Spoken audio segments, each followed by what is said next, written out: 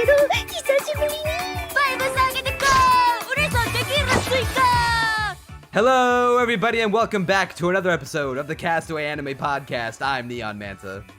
And I'm Crunchy Bagels. And we're here. It's been a while, longer than any of us would have liked, but we're here now with the final episodes of Zom 100, Bucket List of the Dead.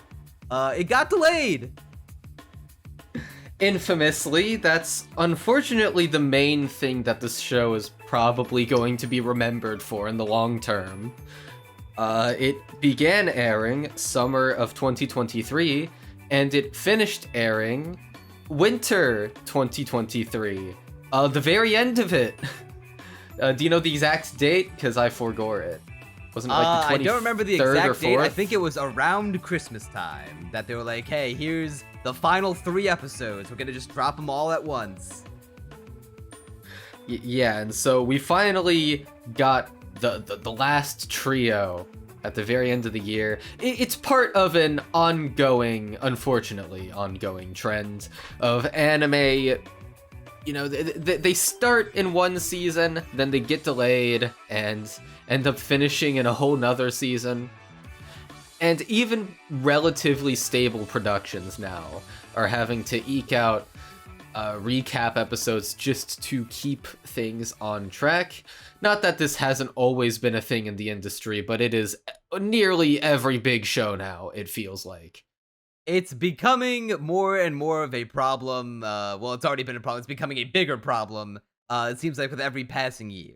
Because like last year, well, at least you had the excuse of tied behind for like COVID, for stuff like the uncle from another world, even though there's like a whole thing. It's like it couldn't possibly have been COVID, but at least there's like the idea of a scapegoat there. With this show, it's just bad scheduling and just probably not having the episodes ready in time. Well, the way Kevin Sakuga blog put it, it's a quote that always lives rent-free in my head in regards to the anime industry. One commenter asked, like, do you think the anime industry is getting better lately? Do you think it's getting worse? You know, there's something to that effect. I might be misquoting, but the quote that I do remember is Kevin saying, you know, every time I think the anime industry has hit rock bottom and there's no way it could possibly get worse, they just dig themselves a little bit deeper. They find new tools, new ways to get just a little bit worse. And it it's really hard to be optimistic about the anime industry sometimes, and seeing shows like this get delayed, especially when they're about the thing that their production ended up being, in this case, overwork. Yeah, it can be kind of rough. Yeah, I have not fact-checked this myself yet. I'm only taking him at his word for it. But I was watching Critical's new video talking about the Jujutsu Kaisen Season 2 now that it's wrapped up.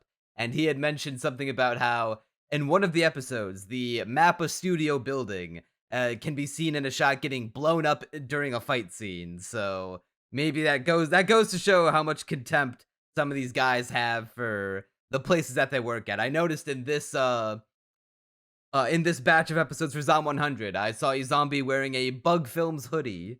So, you know, it's like the guys themselves working on this might as well be zombies.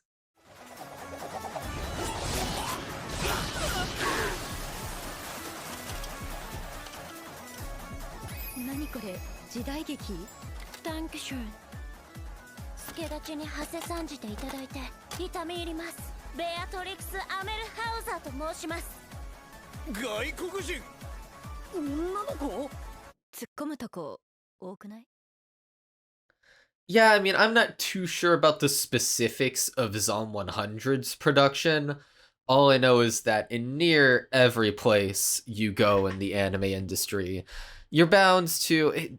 It's a very systemic issue. I've read a decent bit about it on Sakuga blog once again. Like, people up in the production committee, they don't understand what it's like to work as an animator. They just want profits as quickly as possible, and they're either just, they don't have morals, or they just don't understand what they're doing. Most likely the former in most cases, probably. They're probably pieces of shit. They're business people. We didn't get a proper OP until episode 9 of this show. Yeah, just think about that for a second.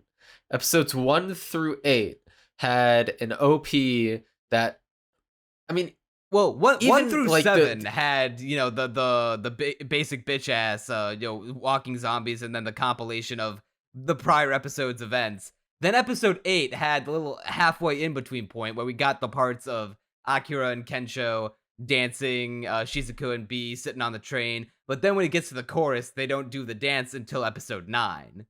It's still doing the prior episode recaps. yeah. And I mean, even the unfinished OP looked good until the clip show. But then you look at the final thing and you're like, wow, how could I have lived without Literally this? soul versus soulless. By comparison, it is just like, it completely renders the first OP obsolete. And Not it's some only real shit. the fucking the characters are dancing, the zombies are dancing too. Dude, there's that one shot of Akira clapping, and the zombies are all like doing this pose behind him with their arms outstretched. That lives rent free in my head. There's so many moments of the OP that are just great. Everything about the chorus is permanently etched into my mind with the little dance that everyone does. Then the gang get Shizuku just on her phone, like trying not to be a part of it, but then they drag her into it. Her in. It's so yeah, fun. she looks like kind of embarrassed doing the dance, and then she at the very end of it, just with the yellow part, and then just like leans over to the camera like she's participating, but like doesn't want the others to realize that she's participating in it. It's night and day difference. Like it's like OP of the year material. It's astonishing how we were able to go without this for so long, and that's what overwork does. And you know, crunched deadlines and the inability to finish shows on time because the deadline is way too tight. Emphasis on the word dead in this case. Yeah. And so to wrap up this discussion, I guess, anime industry bad. Get your shit together. Fucking just plan the shit out. Pay your animators and get them to, you know, plan the episodes out longer ahead of time. It's not hard. You say it's not hard, and obviously there are companies like KyoAni doing it, but at the end of the day, it's the kind of thing where it's like, if I were like, oh yeah, like if you were in charge of these studios, you think you could run them any better? And I'm like, you know what? Maybe I couldn't do it better, but I'll tell you this, I probably couldn't do it worse. Yeah, I mean,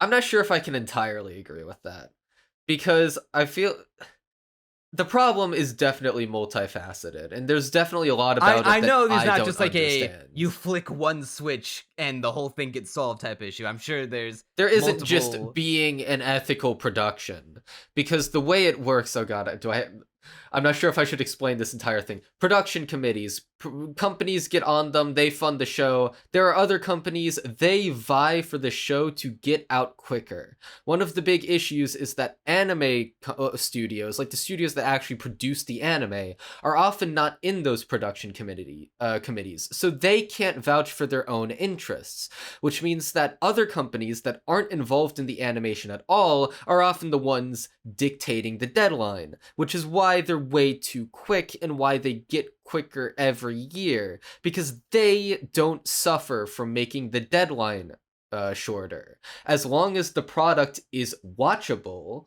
even if it is 30% of what it could have been, like in Jujutsu Kaisen's case, nonetheless, they're still making back big bucks, and so long as they keep on making back big bucks, they'll keep on vouching for the deadline to be even shorter. But you need funding for anime, and so you do need these people on. So you need to find a way to navigate that system this pursuit ethically. Of short-term instant gratification as opposed to long-term success that I feel like will come back to bite these studios. And we've already seen it with all these delays. This is just one of the symptoms of this disease. There's, hopefully at least, going to be a point where they realize that they can't make the deadlines shorter, but at the same time, with tools like AI art and being able to, completely condense certain parts of the production line, I wouldn't hold my breath. They'll probably just start auto-generating backgrounds and maybe touching them up a little so people don't notice. That'll make the deadlines even shorter once they realize that they can get away with that.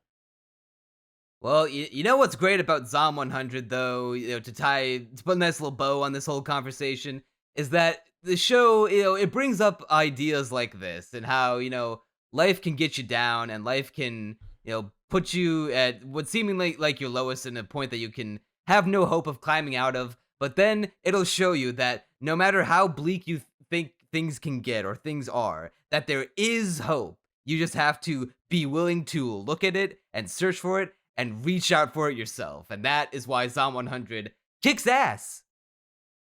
Yeah, so Zom 100, first of all, in case you didn't watch the first podcast, we really, really like it. We were thinking 9 or even 10 out of 10 in the first podcast, and it sure does still kick ass. I'll get that out of the way first thing. It's an extremely optimistic show. And I love how optimistic it is, even in spite of, the bleak nature of the zombie apocalypse. But it's like a fun zombie apocalypse. At least the idea is trying to have as much fun as you can. And I feel like part of the aesthetic is playing into that. I like specifically with how the zombies have rainbow blood instead of just, regular red blood or just one solid uniform color like pink or purple. It's all rainbow shit. Well, even in the zombies themselves, in this episode, there's a zombie boar. And in prior episodes, there was a zombie shark that could walk. It's goofy. Because it ate a bunch of zombies, and the zombies stuck their legs out like the Flintstones car and walked it around. Yeah, and it's like, how do they carry the shark? I don't know, that doesn't really make sense, but you don't care because it's such a fun idea, and you're laughing too hard to let it really bug you. And it's that sort of thing, where it's a zombie apocalypse, and people die, and there's messed up stuff happening. And the show is keenly aware of that. Even in this block of episodes, there's a side plot about a girl whose parents died, and who all she has left is this dog. But even then, it's about Kensho cheering her up and making her love life again. It's this very optimistic slant on the whole zombie apocalypse thing and how this is my favorite kind of optimistic show. Because if I'm watching like a too fluffy, cute girls doing cute things show, sometimes I'm like, okay, well, this feels too much like we're in heaven. Like we're not even tethered to reality anymore. But with Zom 100, it can be the most optimistic show you done ever seen, while at the same time, having the, taking place in a hellhole and saying, yeah, shit's fucked. But also, we're having fun. We're cock, fucked. Dick, and ballin'. Yeah, shit's fucked, but it's not so fucked that like we're entering Attack on Titan Gloomsville, where there's hope in an effort to regroup and rebuild and reforge stronger than ever. And this is, cutting around a lot, but even in the very end credits of the final episode, we get this little montage of all of the past side characters that have survived, that are, doing their own things. We get to see that one I thought was kind of a throwaway thing of the the club guy from the Kensho episode, pulling the girl that he was protecting off of the train track when she was about to fall off. We got to see the manager dude, I forget his name, but that used to bully Akira from his old job. Little baseball guys, they're doing fine now. They've regrouped without him and been able to live for themselves. The one girl who screamed a whole bunch during the zombie shark episode, fucking extreme close up, losing her mind with a scream. She was fighting off zombies and helping another guy. And my favorite one that I didn't realize until I had to rewind a couple times, have I seen these characters before? The fucking couple from episode 2 in the apartment that Akira used to live in, when he was climbing down, going to the convenience store that we thought got eaten when he came back are actually still out there kicking it up. Yeah, and even in the locale of this arc, they're in this small, isolated village in the middle of nowhere that Akira's is protected hometown. from, yeah, his hometown with his parents and whatnot, and a bunch of old people. And it's such a cozy location. The beginning part of, I'm pretty sure it's, episode 10, where we're mostly just having just these very, we're learning the ways of the village. And it's so cozy and so fun. And I wrote in my notes, like, if I were in the zombie apocalypse, I'd want to live here. Like, I'd just stay here. Not just because it's safe, but because it seems fun. You know, there's old people getting drunk and messing around and dancing. And, you know, they're all complaining about how much their back's aching and shit, but it's funny. You know, you can just, you can hang out with the old kooks. The old dudes. And it's just such a fun place. I want to stay there. That first half of episode 10 was pure bliss. And you can live off the land, which is ideal in the zombie apocalypse. So yeah, for sure. Yeah, so with the optimism about this show, I love how it presents. It's been a theme since the first episode, where Akira has broken free from the shackles, our main boy, from the shackles of his oppressive, exploitative company that he used to work for. And now the zombie apocalypse has given him the opportunity to set him free, and it's the tragic, from a meta-contextual sense, where it took literal society breaking down for him to be happy again. And how, it's kind of fucked up that's like, this is the extreme that we have to go to in order for some people to see, the joy of life. But that's what this society has done to us, god damn it. Society is definitely the name of the game in this specific arc. I'm not sure how much we'll go into it just yet, but I guess I'll lay some groundwork right now while we're on this subject. So, in the zombie apocalypse, I'm cribbing off of BGE's High School of the Dead video here. So you did watch it. I did in fact watch it. And wait, what's I liked this. I wouldn't say it was Kino exactly, but this specific point I did resonate with, where the zombie apocalypse is all about society breaking down and the social order being reversed. So, why do we work an 8-hour work week or 8-hour work day? Why do we work 40 hours a week? Why does the concept of overtime exist? Why is there a pressure to continuously do overtime and stay at work? It's an entirely social thing. We made that with our social relationships. It's a social construct, as it were. There's nothing physically making Akira stay at work. I mean, maybe the, chance of getting fired. Like that, that's maybe pulling him in that direction, but they also make it a point to be like, common Japanese like culturalisms or stuff like, oh, I can't leave. It'll put so much strain on my coworkers. Well, yeah, that's what's emphasized. Shoulder so much more responsibility without me there. Yeah, and that's also a social construct. This idea of, being polite by essentially working yourself to death. These aren't really real insofar as they physically exist. They're just the social order as it stands in Japan right now. And so once the zombie apocalypse comes in, none of that exists anymore. That all gets flipped on its head. It no longer works. If you try to make it work, it just doesn't, as we see in episode 7. Like, it can work for a while, but if you get people too psyched up, shit's crazy, essentially. And people are able to break free from that more easily because there are no rules. The social rules we impose on each other no longer hold as much water or weight because it's the zombie apocalypse. We need new rules, clearly, because, the entire world has been changed. And so, this all comes in, to a head in this arc with the main villains. I'll keep it cursory for now, but let's just say they're taking advantage of the new social order and trying to have their way. They're essentially the anti-Akira. And there's a lot of discussion about how society messes with you and how, now that we're in the zombie apocalypse, we've broken free from it, but maybe not all forms of breaking free from societal pressures are equal.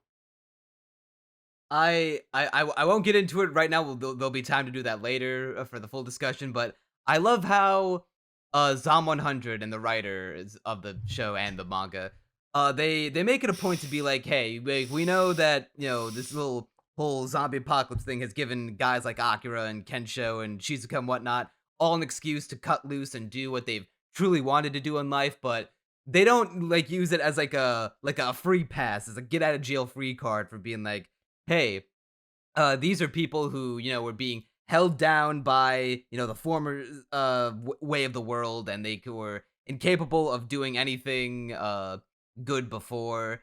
I like how they're with the villains that they introduce in the hometown little village arc, that they introduce this idea of it's also not, well, society can play a part and can seem oppressive and smothering at times. There's also a personal onus that has to be placed on yourself to be like, at what point do you have to like take responsibility for your own actions and live up to the consequences of said actions. And I feel like the villains very much exemplified that beautifully.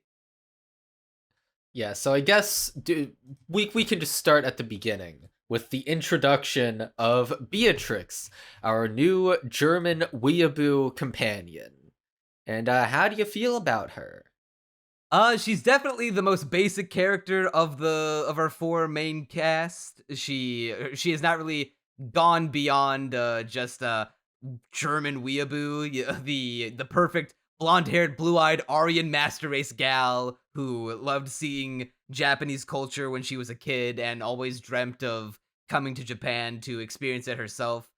And her backstory is, it fits within the confines of the show. Like she, it's not, it's hilariously, and what I think is now that I think about it, her backstory is not dived into nearly as much as the side villains were in this village arc, which is, oh my god, you're right. Which is tragic. You're to think actually about. right. It's Yeah, like it's with the such most a we got short for Beatrix was one like still image flashback of her working hard. She said she worked hard every day at a construction company to save enough money to visit Japan. But then the day she arrived, the zombie apocalypse broke out. And she's like, well, shit. No, there goes what was all my hard work for? And then another, actual flashback of her, as a kid looking at all the Japanese, cultures on her TV and being like, whoa, that's so cool. I want to experience that one day.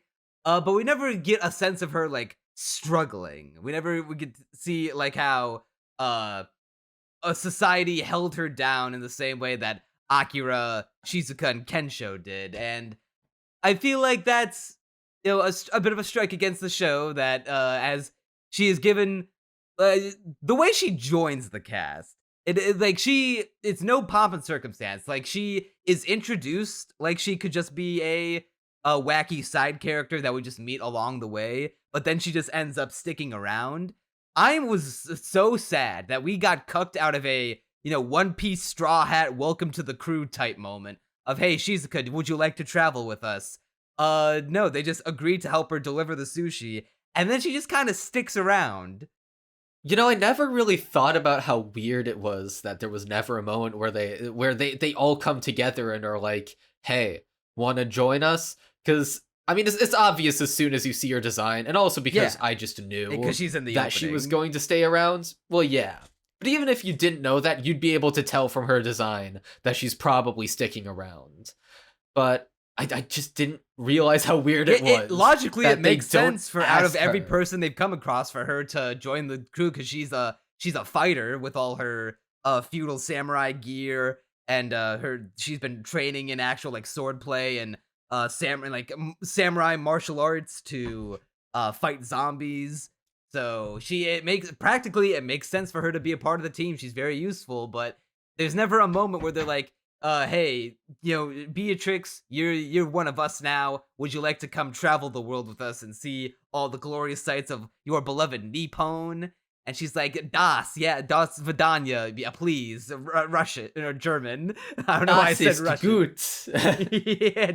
Yeah, she does say Wunderbar a lot, and I love her performance. I don't have her voice actor up right now, but whoever voiced her gives her a fucking she's adorable. Yeah, so I guess I'll get all into my thoughts on Beatrix. I like her aesthetic a whole lot. I think of all the she's aesthetics, she's fucking beautiful.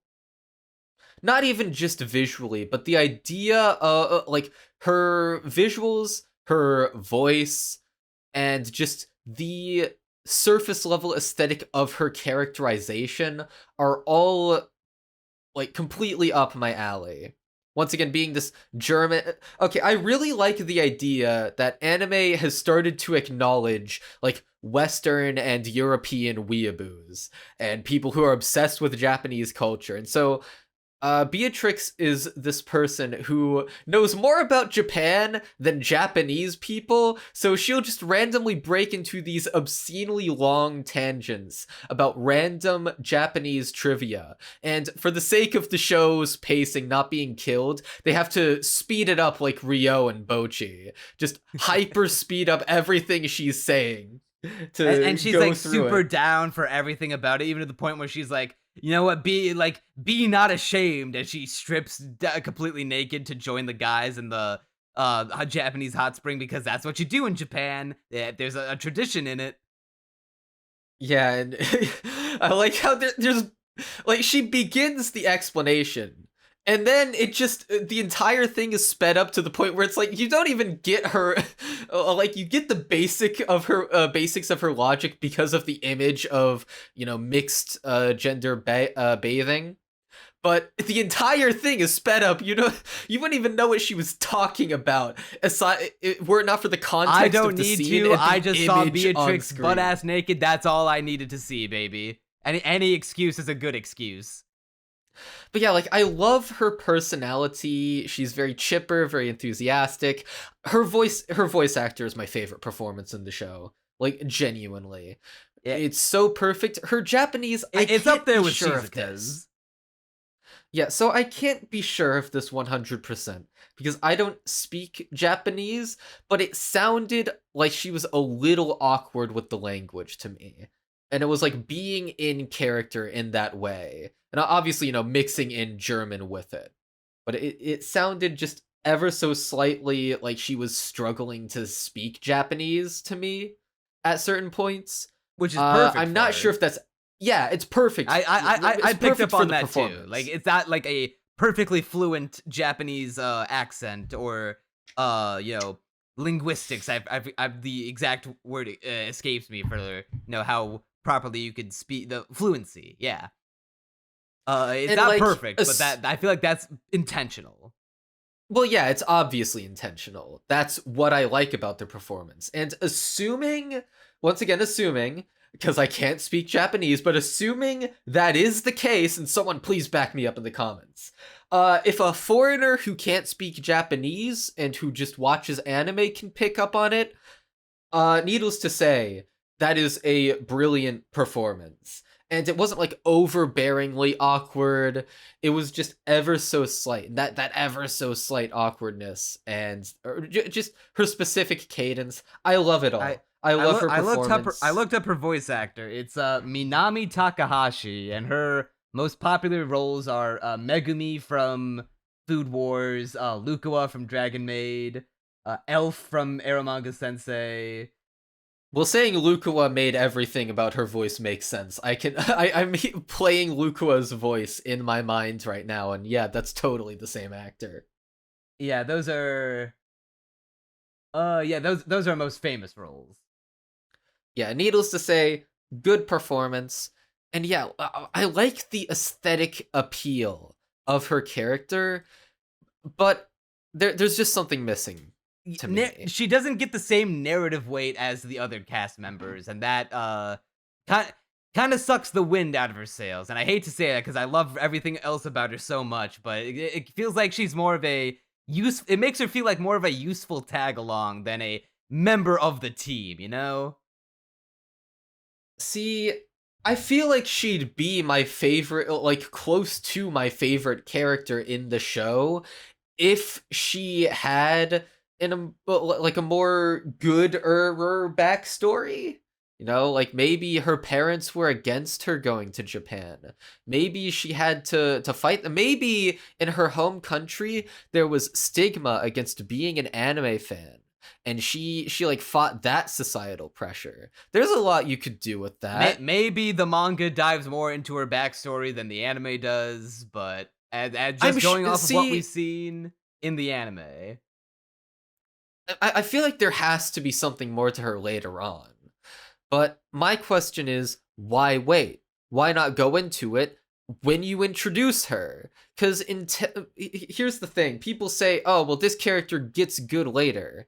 And my counter argument to that has always been... Why aren't they good now? Oh, yeah, where it's like, okay, but if you have all this stuff about a character that's interesting, and you haven't revealed it yet, like, they're going to be boring until you reveal all that. So why not reveal it as soon as possible? Imagine how much harder that scene of her finally eating the sushi would have hit if we had gotten like a glimpse at her backstory. Like maybe space it out. Maybe have like episode 7 begin with like meeting her and beginning the quest to deliver the sushi to that chef. And instead of having the hot springs thing in the same episode, just like make that its own thing, and then have like the whole episode then dive into Beatrix's backstory and have her open up to the gang about being like, oh, you know, my parents and like my people around me didn't approve of my love of Japan. Said like even, you know, maybe say something about like they made me feel like I was maybe less of a German, or that maybe I didn't like appreciate my own home country. It made me feel like less than like a whole person. Well, to be fair, that backstory would be a little dicey in German, because ever since World War II, they've been like the least nationalist country. But like, I don't know, maybe they'd say anime is for freaks, it's degenerate. Why are you watching shows where high schoolers get nude? There you go. Beatrix, this is weird stuff. You shouldn't be watching it. I don't know, stuff like that. There's plenty of judgment that you can draw for anime fans. Yeah, there we go. People in school call her a weirdo for being so into Japanese things. The day she got shoved into a locker for liking Naruto was the day she got a fire in her heart and vengeance in her eyes. She does Naruto run in the ED, so... Listen, all I'm saying is the pieces were there. Yeah. And I also do have to criticize how casual her how casual her introduction is. Because when you see her in the OP, she has this samurai outfit, and you're like, oh my god, that's so badass. Her introduction is going to be so badass. And they do have her wear it, but I don't know. I feel like there should have just been more gravity fight some to zombies. Yeah, that was cool. I don't have a problem with her introduction. I just have a problem with how they never went on to properly characterize her and like make her super relevant to the narrative. I don't know, I feel like I just wanted a little more, wanted to be a little less casual with how she was introduced, maybe put more weight in it.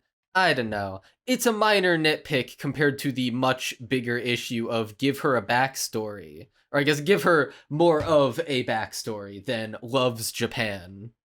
Yeah, it also, I don't know if you'll agree with me on this criticism, but also made me think that because she didn't get a proper, like, welcome to the crew type moment, it made me feel like, okay, well then if she can just stick around by proving to be useful in some way, why aren't we recruiting, like, any, you know, worthwhile person we come across? Like, the sushi chef that we delivered the food to, he knows how to cook and, you know, make good food. Why don't we invite him to the crew? I know the canon, like, the meta reason is that he's an old boomer and would not gel with the young adult vibes that we got going on of, like, people in their 20s. But, you know, the bridge guy, the treehouse guy, Ken Kimono, or whatever his name was, Well, Like, to why be fair, I he- don't think he would go with them. I think he's content with the village, so he couldn't be brought along. Yeah, but like, But you see the logical through line of him joining. He's like a master builder. He's good with the construction. That's pretty helpful to have in the zombie apocalypse, where you need to constantly be making some temporary shelters. Why wasn't he given an invitation to come along? yeah, like now that you're saying it, I do think I agree with you. We I just feel like we needed a reason for why her specifically would be a good fit for the team. That they, just love each other very much. And now, I mean, Kensho seems to have a thing for her. So, maybe we could get more of that. And maybe he's gunning for her to join the team. Like, maybe he's desperate to stay along. I mean, to be fair, I guess Akira and Kensho were like, ah, damn, a woman, that's pretty cool. Maybe they just wanted her there because she's a girl. Yeah, I don't want that to be the case though. It's like, oh, finally a woman. It helps that she's competent, but finally a woman who is not gonna get eaten by zombies. Welcome to the team. Yeah, I don't know. Overall, she's easily the weakest character in the cast, and I hope there's more with her, because I mean, I like everything she does. I like that she gets on top of this water wheel and then rams it into the fence. Yeah, and that shot of her with comes her up with arms this spread out. great plan to destroy the water wheel by having the zombies chase her up it, and then she knocks them all away by just walking along the water wheel like in that like fucking Pirates of the Caribbean. And then she's like, oh dear, I don't know how to get down. It's perfect. There's so much about her character that's perfect, and there's just we need the little bow on top to wrap it all into one. Yeah, but thankfully we do get that with the villains of this arc with the hometown village. We got Higurashi and his 3 cronies, who I don't think got named like within the show, but probably have names in the credits. Yeah, I mean, it's weird though. In the English dub, they renamed Higurashi to When They Cry, and I'm not really sure what they were doing with that. That's just 3 words. That's not even a name. But that aside, I mean, he does do a lot of crying because he is an incel cuck. True. So you know what? Maybe that's what they were going for. But Higurashi, at first, it took me a little while to really get into him. But once the arc hit its stride, I thought the villains were fucking genius. I quickly came around on them. As soon as he busted out his own Zom 100, which I hope, as goofy as it is, I hope that becomes a recurring theme throughout the show, that every major character, that whether they join the crew or oppose the crew, have their own version of the Zom 100. That's just awesome. Listen, if this show can have walking zombie shark, I'm sure they can have all the major characters have a Zom 100 of their own. Yeah, is it a little ridiculous to assume that every single major character that we come across has their own like notebook of 100 things they want to do before something zombie related happens? Maybe, but it's the zombie apocalypse, and it all works in the benefit of the narrative, so shut up. I mean, to me, the show's logic is already pretty goofy. Sometimes it gets a little too question mark overhead for my taste, and we'll get into that. But for the most part, like, I'm okay with this show being a little dumb at times. Like, yeah, should he realistically have a Zom 100 of his own? No, that's a little too coincidental. Is it, like, does it work? Yeah, I think it does. Especially because we're drawing... It gets a little dumb to make a very smart point.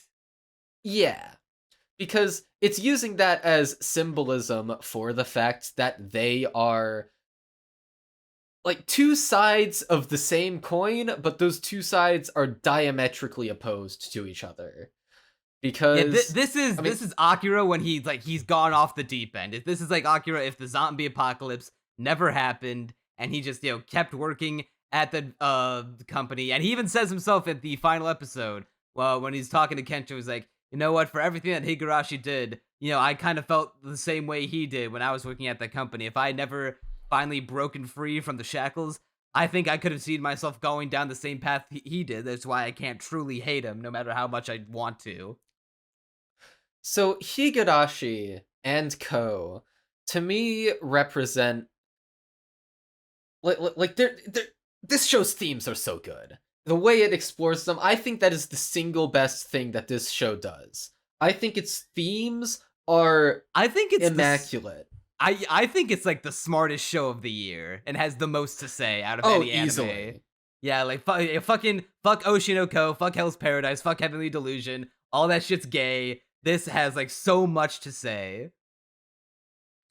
Because I wish every show was as thematically rich and well told as Zom 100. If every anime was like this, we'd be eaten good. We'd be eaten like kings. But no, we just have to have the themeless isekai. Whatever. I don't want to talk about isekai when we're talking about Zom 100. So, the point of this, I guess I'll circle on back to my discussion of the societal, order being inversed. So, for all the villains in this arc, we've got Higurashi. The other three, one of them wants to French kiss a girl. One of them is a girl He's who's just really like me uptight. for real. Exactly. One of them's except without really the force myself onto them part. I will keep that. I would like to keep it consensual on the record. Yeah, and one of them is, there's a really uptight boss at her workplace, and nobody likes her. One of them's some dude with two pigtails who, just seems like kind of a devil-may-care cynic who has a shit job. His coworkers don't respect him, and then he sets fire to a restaurant on accident because he forgot to put out his cigarette butt.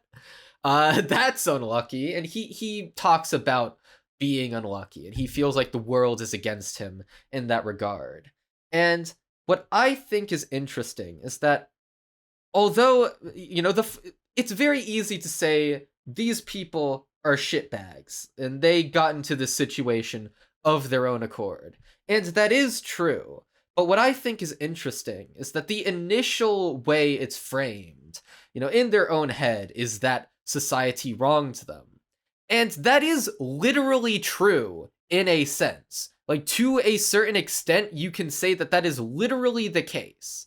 Because I think with anyone who has gone off society's, gone away from the path of ethics and, being a good person and being upstanding and happy and whatever, you can find a societal cause somewhere along the line for all of that, because I think society's goal at the very least should be to raise as many people correctly and put them on the right path as possible. So you can even see this in like psychopaths, right?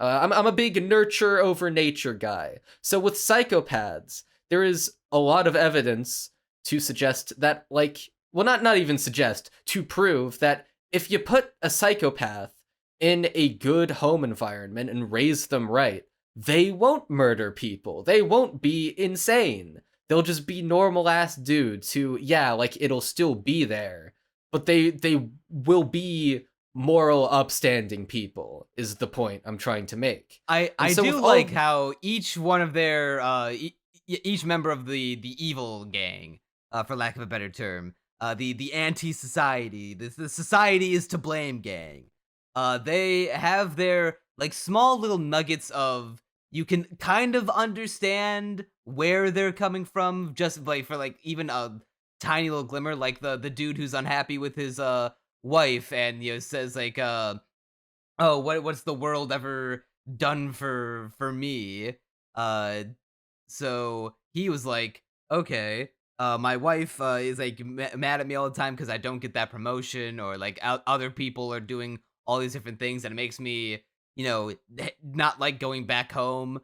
The guy with the twin tails or whatever, with the big ugly bastard lips, he is like, no one taught me how to do anything here at work, and I don't understand why we do things this one way when we could just be doing it another way, and no one's like no one's like trying to meet him halfway, and so he feels like it's all just unlucky. Everything I do, it's like nothing of my own accord has caused all the bad things to happen in my life. It's the world has just kicked me down. The chainsaw girl is like, hey, listen, my way is the right way of doing things. This is like the proper order we should be doing them in order to increase efficiency and have the best work possible. And she gets shot down by others because she even though what she could be right in that the way she suggests things might be the best way to do them, but she is not willing to accept criticism or accept the idea that maybe her ideas could be improved upon or could involve the pitching in of others. And she feels like rejected for being like, oh, okay, well, you just gotta, if it's my way or the highway, god damn it.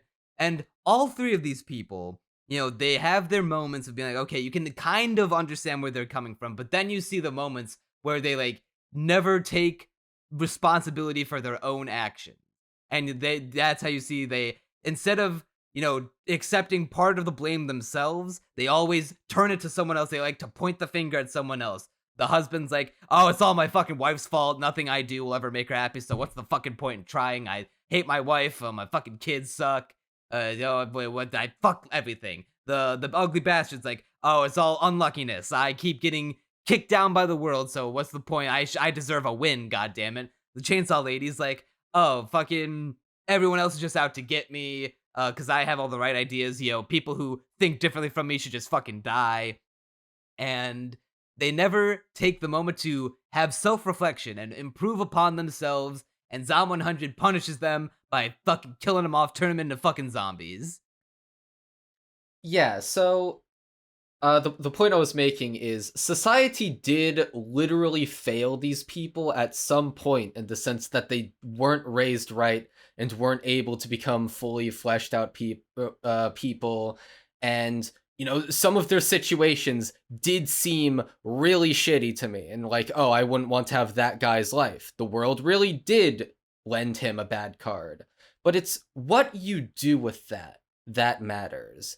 Where, for everyone in the world, and I think that there's this line at the end of the final episode that I really like, where Akira is like, I could have been like Higurashi. No, anyone could be like Higurashi, because everyone at some point is dealt a shitty hand by life, because life be like that. We're getting cynical up in here. Life is really, in fact, not fair, and sometimes bad things will happen to you completely outside of your control, and it is frustrating when it happens, but at the end of the day, you either pick yourself up afterwards and push yourself forward, or you just, you can sit and grovel and cry about it and, grieve about as much as you want, but at some point, you gotta take some personal responsibility, because no one's gonna push you forward but yourself at the end of the day.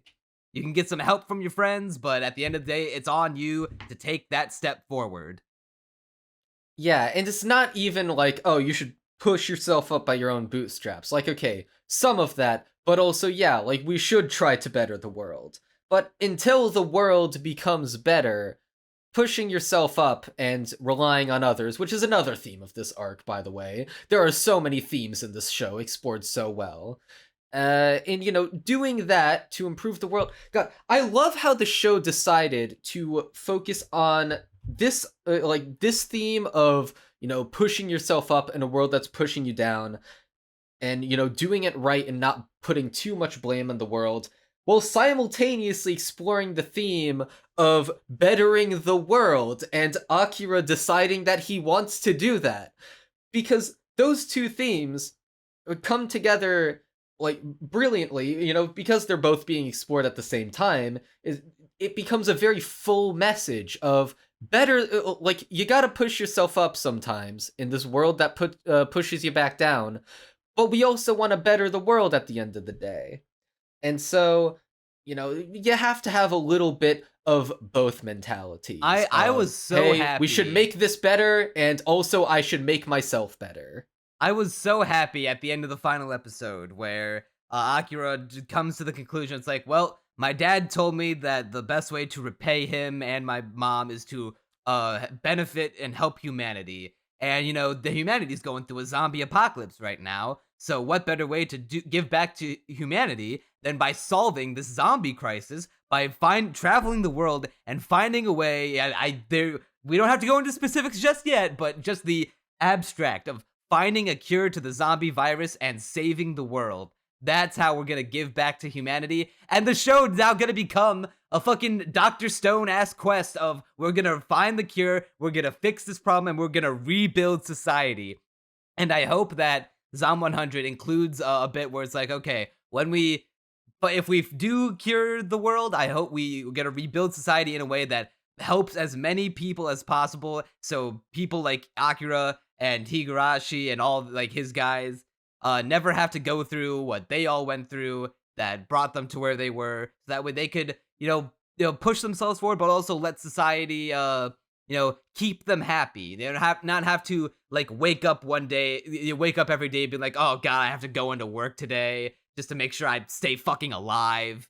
It's very idealistic. This is like the most idealism you could possibly have, to just, go out, search for a fucking cure in the zombie apocalypse with no leads whatsoever, just, going off of hunches and, the most base logic possible. And then going on to, I'm just, speculating on this part, but they never said anything about rebuilding society better than what it already was.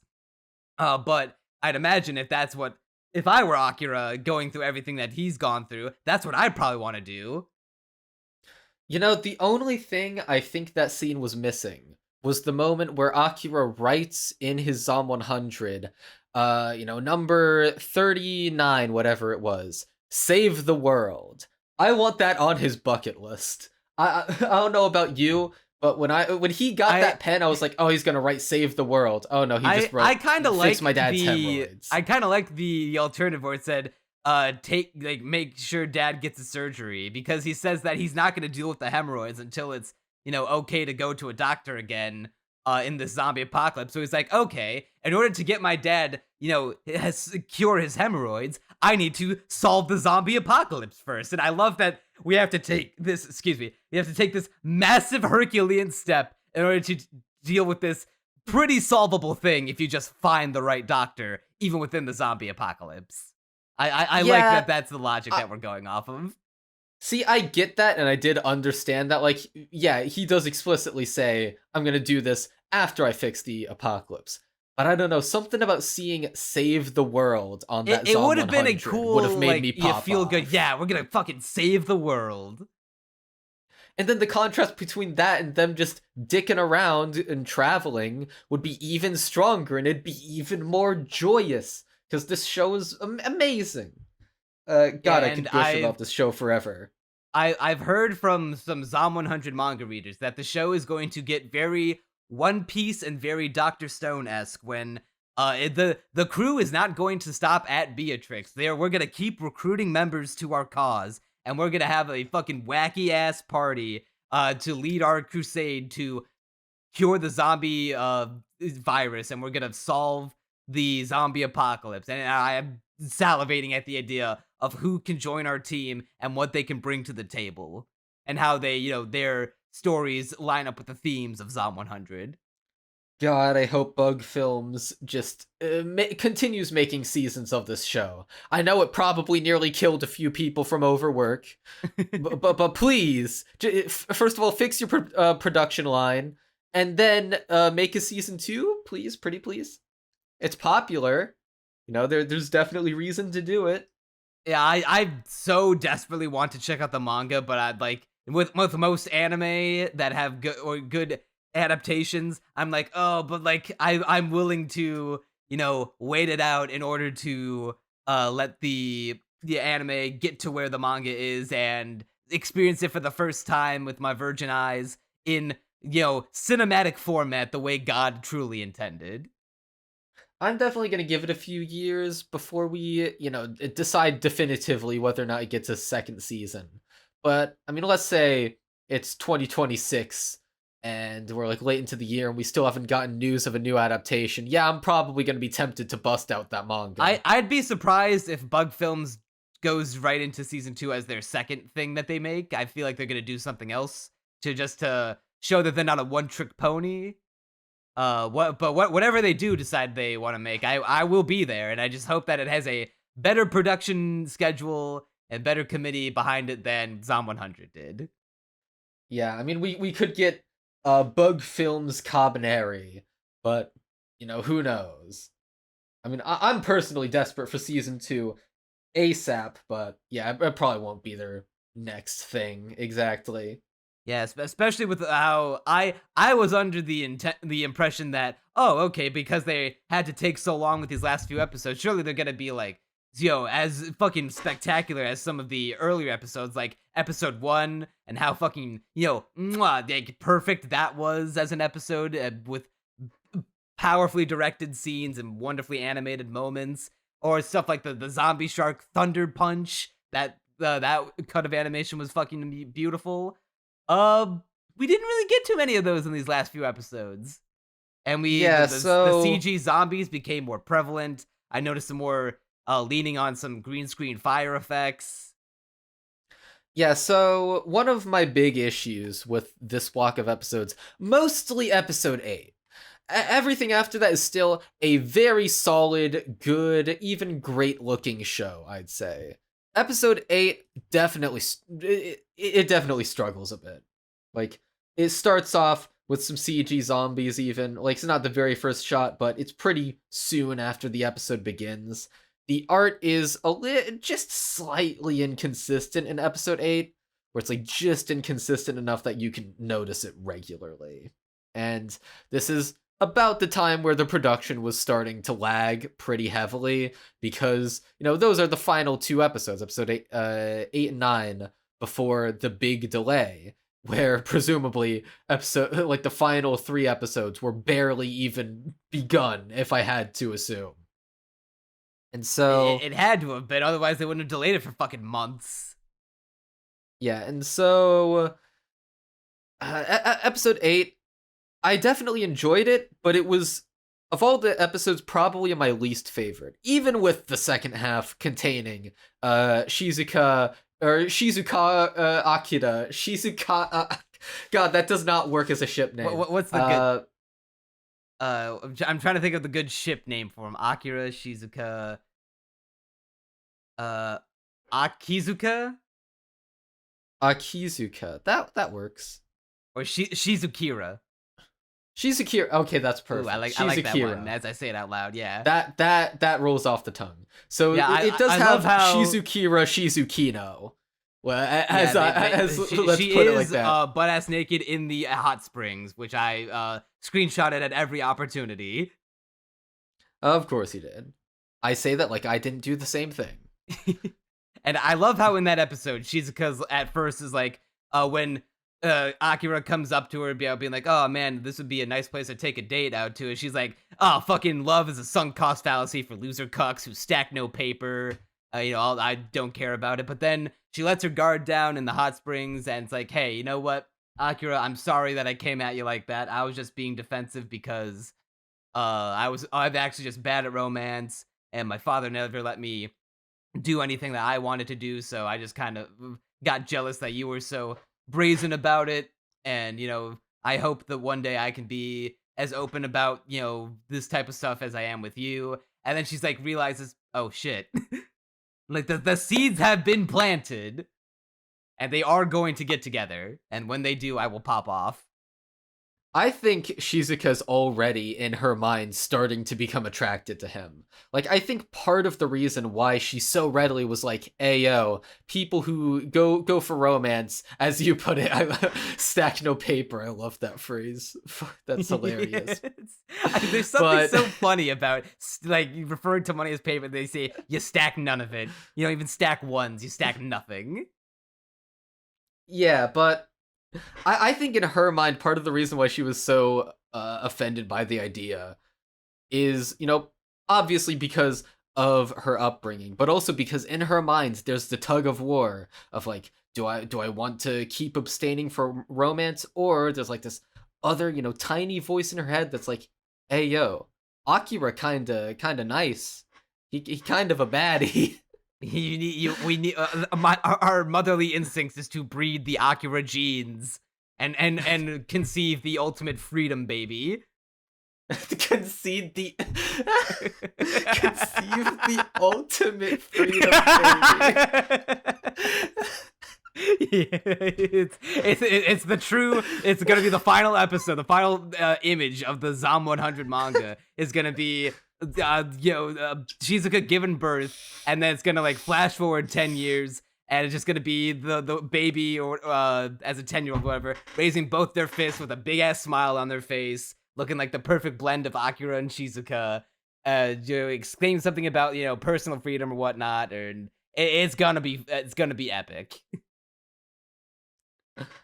God, watching Shizuka and Akira is definitely my favorite dynamic of the show. Where it's like, I want a dynamic that good with someone in my real life. Just, they're so perfect for each other. Genuinely no better. It's the best kind of couple where they complete each other in ways that they didn't know that they make up for each other's weaknesses. It's why I love Kitagawa and Gojo so much. Dude, like Akira taught Shizuka how to have fun, and Shizuka saved Akira from being with his old boss. It's a give and take relationship. It's perfect. They're so well matched for each other. And it also helps that she's like constantly she wears nothing else but fit gear that exposes her stomach, her shoulders, her cleavage, and she might as well be wearing booty shorts. I mean, yeah, to be fair, Shizuka is extremely attractive. So is Beatrix.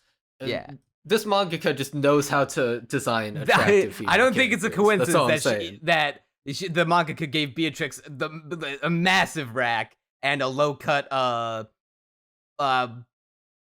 almost say crop top. I don't know if that's the right term for it, because like it's with the straps. But and like in the OP, even in the show, like we'll see him bouncing around sometimes. Like yeah, we know it was self-indulgent, but a little self-indulgence here and there never hurt nobody.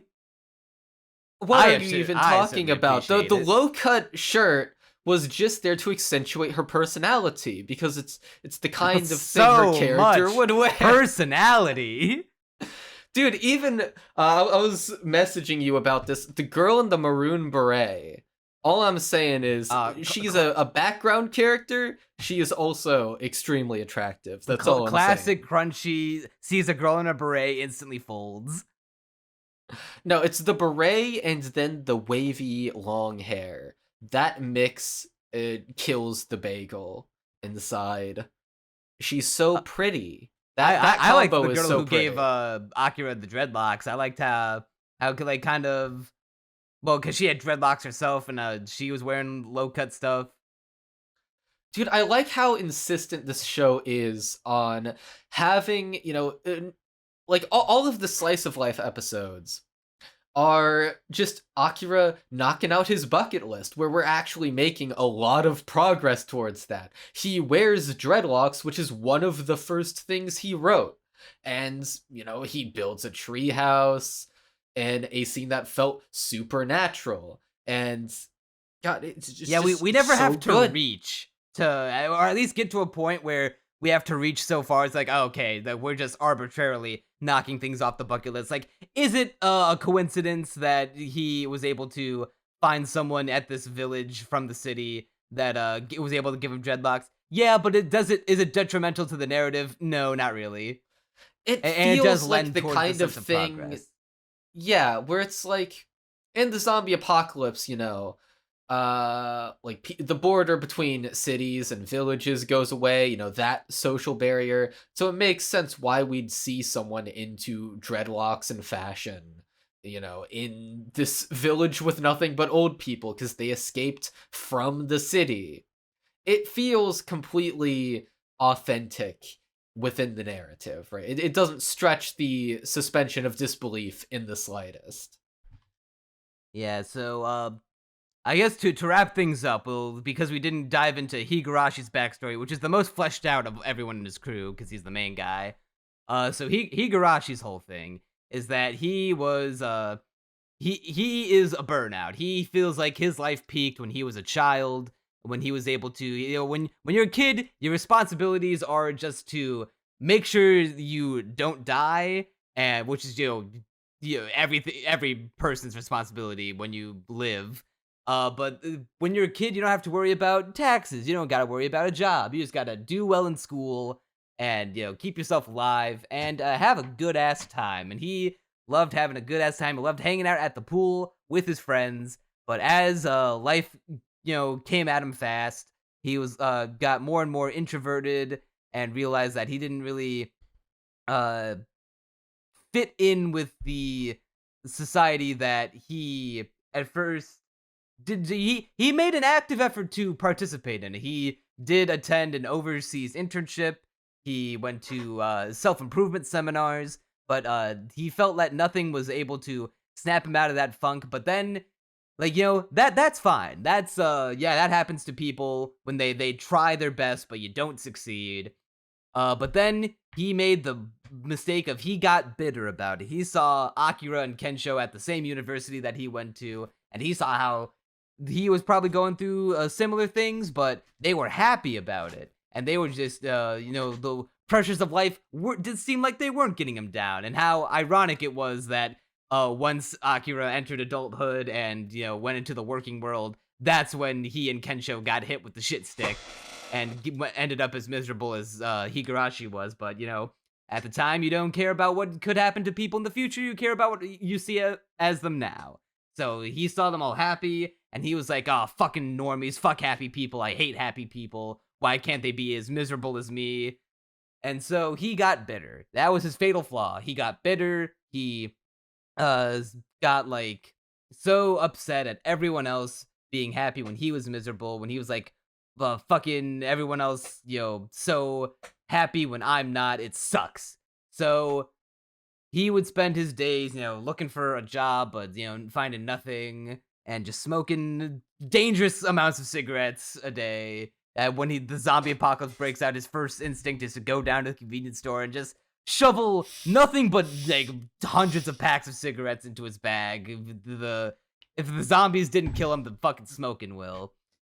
So then he encounters the gang that he meets, and they find that they've all been fucked up by society in some way. So they think that with society now collapsing, they'll take it as their opportunity to fuck society back. And they have all of these unhealthy, damn toxic dreams, like blow shit up with dynamite, shoot a real gun, to burn down the company that rejected me, force, straight up molest a woman, bad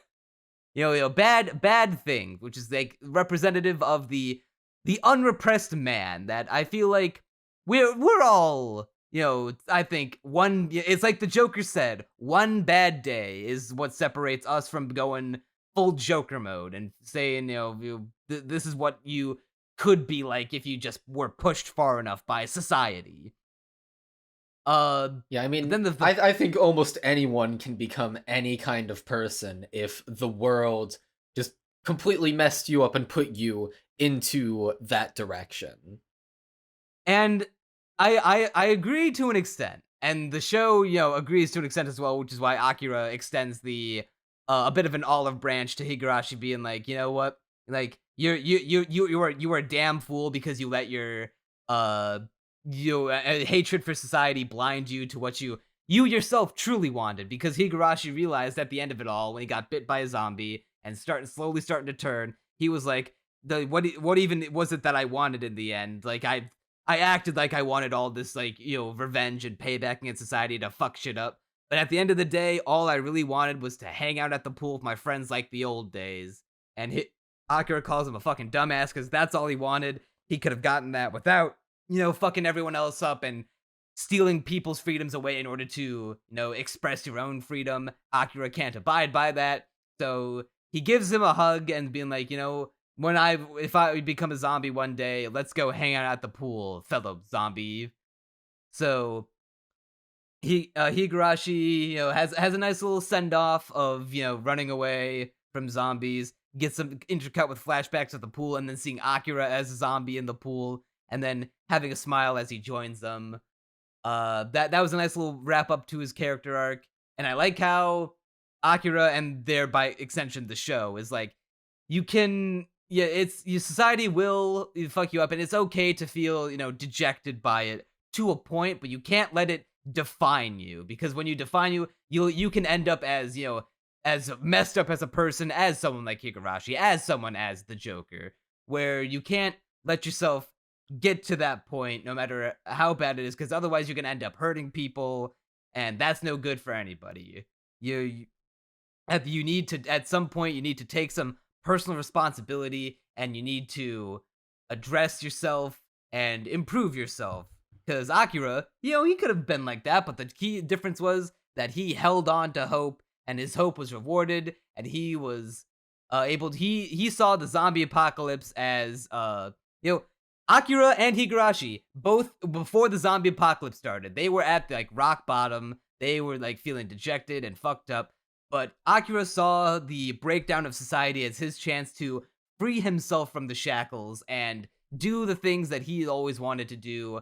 And you could both call him selfish, but Akira's was all like making himself happy, whereas he wanted to build himself up in the apocalypse, whereas Higurashi wanted to tear everyone else down. Even when society was already doing that to itself with the apocalypse, he wanted to further that process, and that's why he failed, and that's why his friends failed, and that's why Akira and his crew are going on living large. Yeah, and even with the thing of Akira's, dreams being selfish, it's like, even in this arc, once again, there's the point being made of, it's this really great moment with the guy who's building the treehouse, where, he says, hey, if you think about just this one tree, right, with the treehouse, or like, if you just think about the house, it's not going to come out well, but you have to listen to the tree and the forest around it, and see like how what fits in where, how it is positioned against the tree, all of that stuff. And Akira takes this as a metaphor for humanity and relationships, where if you just focus on yourself, you will be selfish, right? And you'll only serve yourself. But if you listen to your friends around you, the forest as it were, you'll inevitably start thinking, A, more selflessly, and 2, about bettering humanity. Because what will make your friends happy in the long term is bettering humanity. And sure, there's like the edge cases where you're like part of a cabal of billionaires, and screwing everyone else over is in the end what benefits your friends. But for most people, and even just reframing it as thinking about your friends will make you more, empathetic and selfless to begin with. So it's productive things that come from that. And I thought that was a really astute observation. Yeah, every observation that Zom 100 makes is so poignant, so meaningful, and I love how even it extends to the side characters. We neglected to mention this when we brought him up before, but even guys like the sushi chef that Beatrix was delivering the fish to, so he could make sushi. He talked about how he had to, he was overworked. He had to work on the day of his daughter's wedding and the day his wife died. But at the end of it all, it was like, while he regretted missing those events, he part of it made it worth it in the sense of seeing people like you would cry tears of joy over my cooking. Even though I wish I didn't have to be so overworked to the point where I had to miss these important moments in my life. It makes the act of doing it somewhat worth it. We're trying to reach this balance of being able to pursue what we love, but also not have to have our lives be dictated by it and have to give ourselves up to the corporate machine, our careers, and have us be, chained to them, beholden to them, and deny us of, the pleasures of living. Yeah. And there were even more side characters like that in the first half of the show. It's everywhere. The themes are everywhere. Akira's dad, about how he wanted to be an astronaut at first because he wanted to. He heard so much about how small the world is, and how he wanted to see the Earth from space, because he was like, I feel like if I were to see the world Akira, just you leaving the village to go to Tokyo, you realize how small the world is.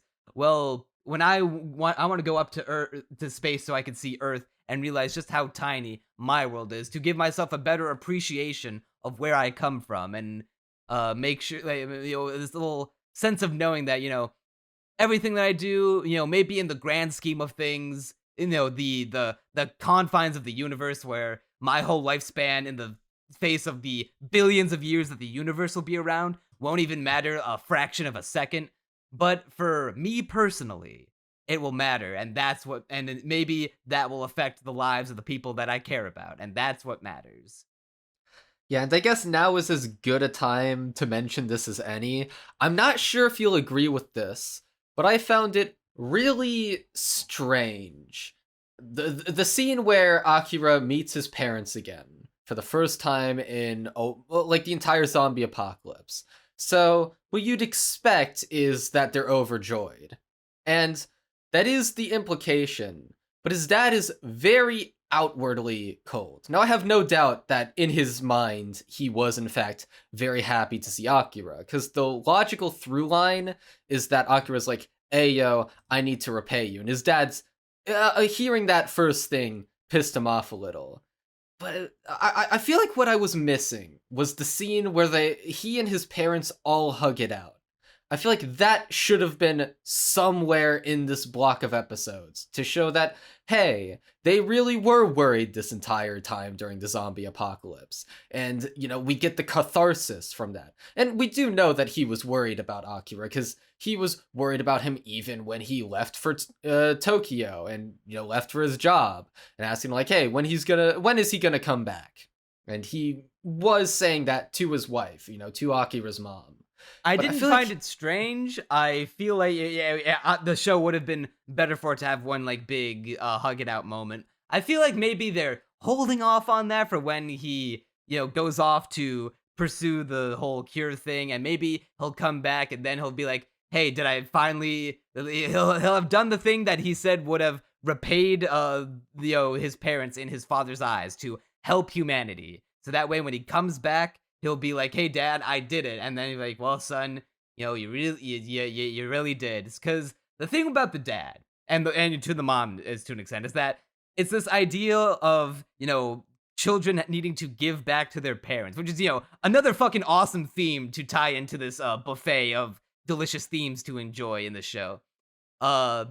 It's this idea of, because your parents raised you and you want to be a good kid to your parents, just as your parents want to be good parents to their kid. So Akira has the sense of, I was kind of a dick to my dad going away, because I was like, what do you know? You're just a country farmer about, pursuing passions and truly knowing what you want to do in life. You're just a country farmer. What do you know? I've got aspirations, daddy-o. I'm going to go out into the big city and I'm going to make it there. We're all going to make it. Oh, turns out I'm working at a shitty company and I hate my life now. So maybe he, he knew more than I gave him credit for. And so when he comes back to the village, he's like breaking out in tears and he's thanking them for all the help throughout his life. And he's lamenting that he never was able to properly pay him back. And he used work as an excuse to not visit them as much or never send as much money back as he would have liked. I thought it was all really sweet. And it's this idea, this idea, because the dad was like, listen, all that shit that you're saying about needing to send money back and needed to call, that would have been nice, but that's not what we expect from you. We don't, good parents, and maybe this can differ from person to person, but good parents don't expect their kids to live life for their parents. They expect them to live life for themselves. It's the parents' choice to bring the kid into the world in the first place. No, quite literally, no one asks to be born, but no one should be ungrateful for the gift of life either. So it's the parents' choice to bring them into the world, their responsibility to raise them as the ones who have brought them into it, and they succeeded. He grew up to be a strong, healthy boy, succeeded in life, went to university, succeeded there, got a job. It sucked that he didn't end up liking it. It sucked that it turned out to be exploitative, but he did, by the metric of, winning, did in a way, he's better off than others. He was that it's all grass greener other side of the fence perspective, but at the very least, you can make an argument that he turned out okay. And so it's this dichotomy of thinking between Akira being like, oh, my parents did so much for me, I need to repay them. And then the mom and dad being like, no, we just did that because that's what's expected of us as parents. You just living your own life and enjoying it is all the payment we could ever get. And that's what I found interesting about it. Yeah, because Zom 100 is a show about living life how you want to. And if you're happy in doing what makes you happy, then you're in a way repaying the people around you. Because they care about you, they want to see you happy. And so if you do, everything that makes you happy, they're in turn happy for you. And you would want the same for them. It's this idea of building each other up and not feeling indebted to your parents forever, but to give back in a way that's uplifting and, good for everyone involved. And it's like it's moments like this that the show can so effortlessly and naturally and expertly and other adjectives weave these themes into the narrative and have it be not out of place, like, oh, that's a weird direction that we're taking the show. And it's all natural, it all flows real nicely, and every time it does it has something meaningful to say. I mean, there was even this offhanded conversation at the beginning of episode 10. I'm pretty sure it was the Dreadlocks girl that said that, basically made this point that inconvenience connects people. Or no, it might have been the straight. I think it was the office girl. Yeah, it was the office girl. It was like, living in the big city had its like, conveniences, but there's something about the inconveniences of living in this tiny ass village where there's not like, restaurants or Wi-Fi or stuff like that. Of being like, it brings us together. There's like a sense of accomplishment and community that you don't quite get with living in the big city.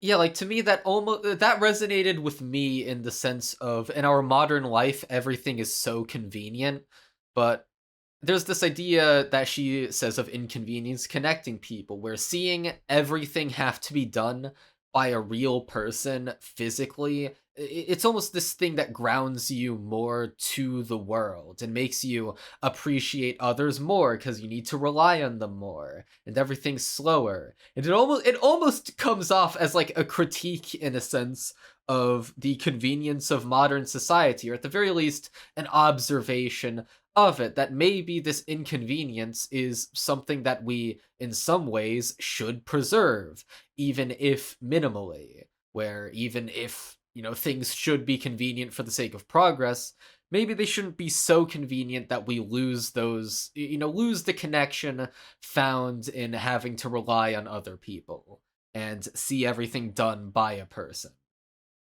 Yeah, I thought that's for just sure a one-off conversation. Yeah, I thought for sure some of those side characters would befit in the inevitable zombie attack, but no, that they all lived. Yeah, everyone survived. Yeah, it's I never thought about it until now, but how relieving is it to not have if this was a generic shitty anime, the inevitable scene where here's the zombies, they be attacking people in the village. Oh, we get to see them like bite someone's head off. We just have a montage of that for like 30 seconds to communicate that there is in fact danger. But no, Zom 100 skips that entirely and just has everyone survive. No, not saying that I would be opposed to seeing some good old well-animated zombies biting some heads off, but it's the decision to let all of these side characters who you could totally see beefing it, and we have seen beef it before with the girls from that drinking party in the first block of episodes we covered, where they all bit the dust. There's a precedent for it, but in this case, in the message that's trying to send of optimism and not letting society keep you down, it's no matter what you do, life and society and, things beyond your control will happen to you and will knock you down and keep you down there if you let it. But just like fucking Rocky said, what the difference is, that's how winners are made. The people, it's not about how hard you hit, it's about how hard you can get hit and get back up. That's how winning is done. So I feel like we've covered most of the big overarching points of this arc. So I guess, do you want to go to final thoughts on the show or I guess the season as a whole? Yes, I just have two ancillary notes I want to read off before I've satisfied with talking about everything. Shizuka coming up with plans while holding an unparalleled fan is Kino. Yeah, she's like seeing her act goofy like that, because she's pretending to be someone from, and I don't really get the reference because it's very Japanese. But She's they pretending to be said Kong Three Ming. Kingdoms. Yeah. Oh, she's pretending to be Kong Ming. Well, there you go. Yeah, I probably should have gotten that. The image that they use is straight up just Kong Ming.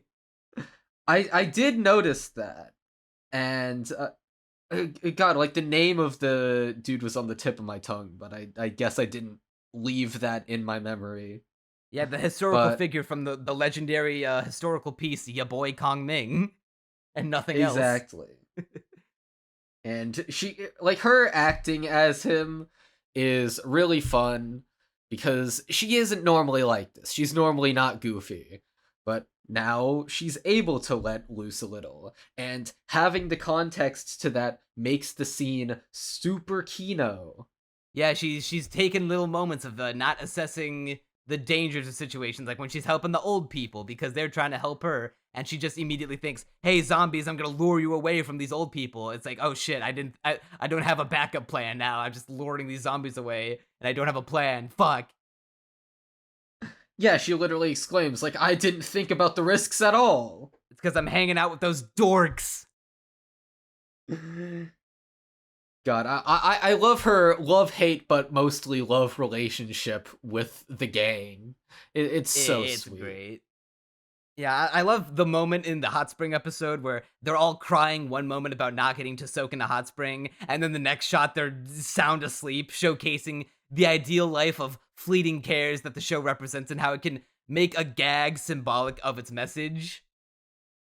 Yeah, I mean, once again, didn't think about it that way while I was looking at the shot. I did appreciate the smash cut, though, because this show, although the directing is definitely weaker in this block of episodes overall, it's still, you can see the flashes of it. You can see that there's still plenty of personality to go around in the shots. Like the one at the beginning of episode 9, I'm pretty sure, where it's him talking to his dad, and then it the camera shifts over to show, like, it started with him after high school, and then it shifts over to show him, after college, about to enter the workforce, to show that time has passed, as well as, changing it from midday to sunset. There's still moments like that capture my attention, and I enjoy them. Yeah, and then of course we'd be remiss not to mention the legendary moment of Kensho diving into the shit pit. The visual gag of how he dives into the pit, but then when he emerges, he himself is a pixel blob with just a mosaic. Yeah, just a mosaic. But his eyes aren't pixelated, and his eyes and mouth specifically, and so it's just this eyes and mouth on top of this and pixelated the mess. squiggle of doodle. Yeah, the squiggle is also there. Yeah, even though they could just keep it digitally mosaiced, but no, it's just still there. It's perfect. And I also love his budding friendship with the young girl whose parents died, and how he cheers her up by, making her laugh and juggling Daruma, and they form a bond through that. It's beautiful. And when he talks talks down the guy for not giving back and keep complaining about life and not doing anything about it himself, then she has a line where she goes, crying isn't gonna get this fence rebuilt, and she's like, hell yeah. Dude, she's learned. Yeah, and then when She's taking she it to sends him heart. off, being like, when you come back, show me how you eat udon with your butt. That was perfect. With Perfectly timed. a tear-filled big smile, the big teethy smile. Ooh, love it. Love so much about the show. Yeah, like even the small details are perfect. And that's why Zom 100 is a must-watch. You gotta see it. It's a front runner for anime of the year. Maybe it's still a little. I have not seen all of the big hitters from this year yet, so maybe I can't confidently say that it's my anime of the year quite yet. But it's definitely in contention. Yeah, so I guess we'll move on to final thoughts proper now. I think my final score for this show, although it was close to a 10 out of 10, I think I'm sticking with a 9, which is not a bad score at all. I got the same score. I wanted to give it a 10, but as I thought about it, the way they did Beatrix dirty and the production that, while it never went into the bad zone, did not hit as hard as it did in the first block of episodes. Well, the writing remained it was strong throughout. The writing is pretty much perfect, except for, once again, Beatrix. Some odds and ends here and there that I didn't like, but otherwise is right up my alley. The main thing is, yeah, Beatrix, production values, directing, which, like I said, got a little less consistent as it went on. I wish that every episode was as well directed as something like episode 1 or episode 7, to name the heaviest hitters. And, like, even... Oh god, voice crack. Even if it was as consistent as the first 7 episodes, I'd be completely down with that directing style, because I think the first episodes are very consistent in their directing quality.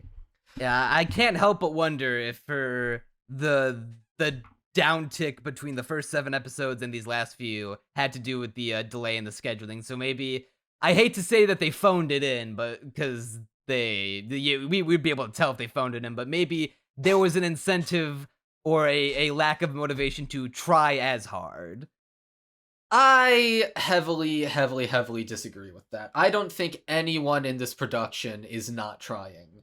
And even productions where it seems like nobody is trying and everyone's phoning it in, the reality is that very few people are phoning it in. If you're in this industry, you are creative and want to put your all into what you do.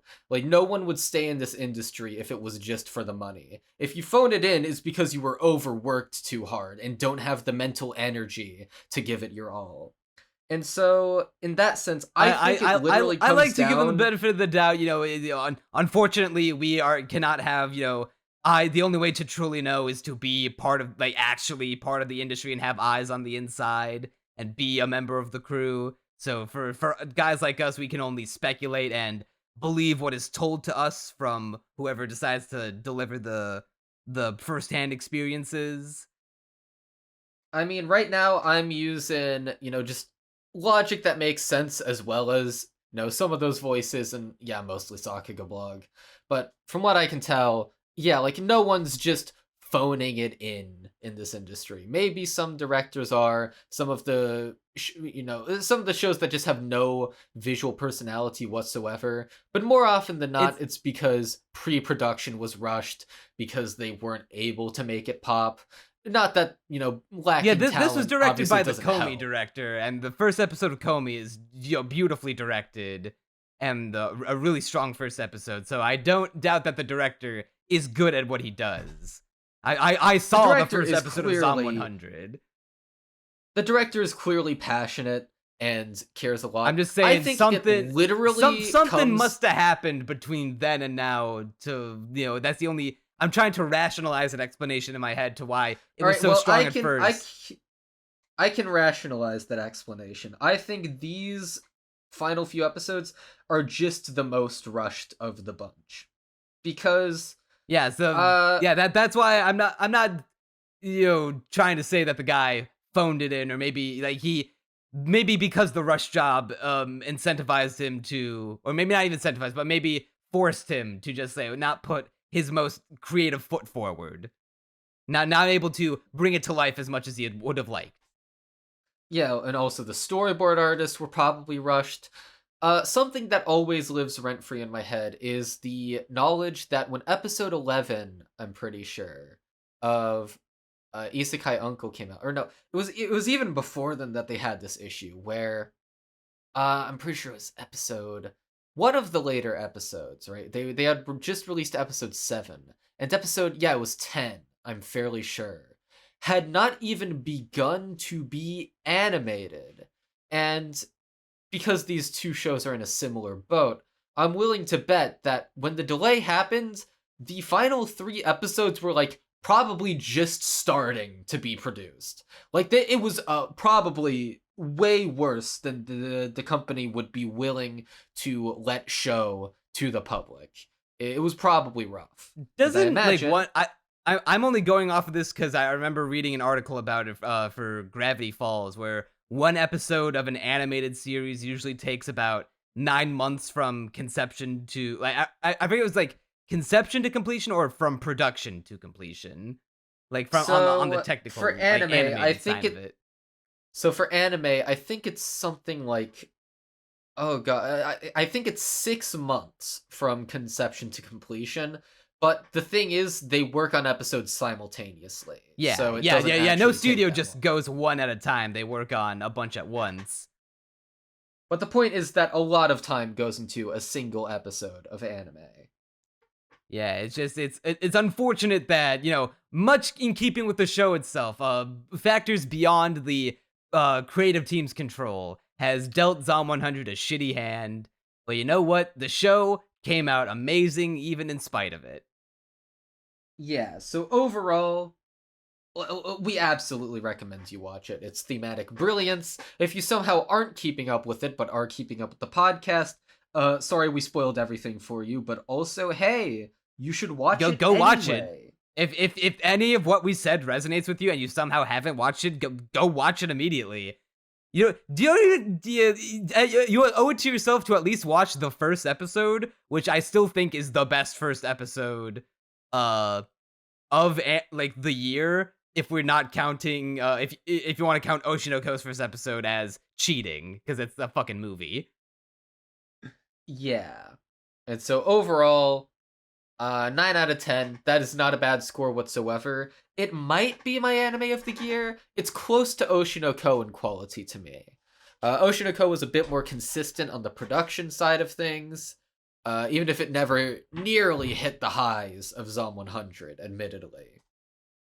And I'm trying to think of any other anime this year that could possibly rival it. I think the Spy only Family thing... for me might, but I also know that this season did you give is Spy supposed Family to be a 9 or a 10? 10? A 9. Okay, yeah, because you like that show more than I do. Yeah, I really like that show, and I've seen the first 3 episodes of season 2. And I know this is a little bit of a spoiler for our podcasts on it. It felt like I was right back at home, and so I might, having taken such a long hiatus from Spy Family, I might be in the mood to enjoy it just as much as I ever did. Or maybe the slice of lifey nature will do it in. Who knows? I'm looking back at everything that we've talked about that came out this year. I think the only thing that can give that will have concluded this year that will give it a run for its money is season 2 of Jujutsu Kaisen. I don't think it even comes close to giving it a run for its money, honestly. I think I'm at this point less big on that show than you are, because I like Frieren might give it a run for its money. I was completely neglecting that. I like Frieren that a one lot. Wouldn't count because it doesn't end until 24. Oh, so we're not counting that? Okay. Yeah, no, that can't count that one. Can't count Undead Unluck either. No, So yeah, I I guess feel it's like just Oshinoko and Spy Family. yeah, for me, it's I think it's the only anime this so far this year I've given a score as high as a 9 to. I would the only thing giving it a run for its money for me right now is the second seed of Jujutsu Kaisen. So Oshinoko is the other thing I gave a 9 to. So we'll see. Yeah, I ended up giving that one an 8. But yeah, hey, if viewers, if you want a recommendation, if you like something on par with Jujutsu Kaisen, I would say this show. Yeah, not as far as action goes, that's not what you're looking for here. But if you want a show of comparable quality, then I would say this one definitely. I mean, I'd say this one is even better, like by far. But you know, they're also not really in the same. We'll see genre. what kind of tune we're singing once we finally wrap up covering Jujutsu Kaisen in the new year, because this is the final episode of Castaway Anime of the year 2023. Yeah, we're recording this on the 29th. And you by the time you're watching this, assuming all goes to plan and we didn't get fucked up by something beyond our control, Zom 100 reference, it should come up on December 31st, the final day of the year. We're gonna start the year off with some Spy Fam going into Jujutsu Kaisen. We're gonna do a big award show podcast, the Casties. So look forward to that. We got something very special planned for that as a successor to the old Crunchyroll Anime Award podcast we did last year. And then we got the winter seasonal cast. So we got a lot of exciting things going on for the channel. You know, new year, new us. Big things on the horizon. Yeah, and I guess that'll just about do it for this episode of Castaway Anime. I don't normally start the intro, but it felt right. Well, yeah, you don't normally start the intro, because it's also the outro. Well, yeah, pretend I didn't say that. Cut that part out, please. I have a reputation to uphold. Well, yeah, this will do it for this episode of Castaway Anime. If you liked it, be sure to head on down in the comments. Let us know what you think of Zom 100. Tell us what shows you would like to see us cover in the future. Be sure to like the video, subscribe so you don't miss an episode. Subscribe to Crunchy's channel, subscribe to our side channels. Big things coming to those channels as well. And yeah, that'll do her. I'm Neon Manta. And I'm Crunchy Bagels. And you'll see us next time in the new year.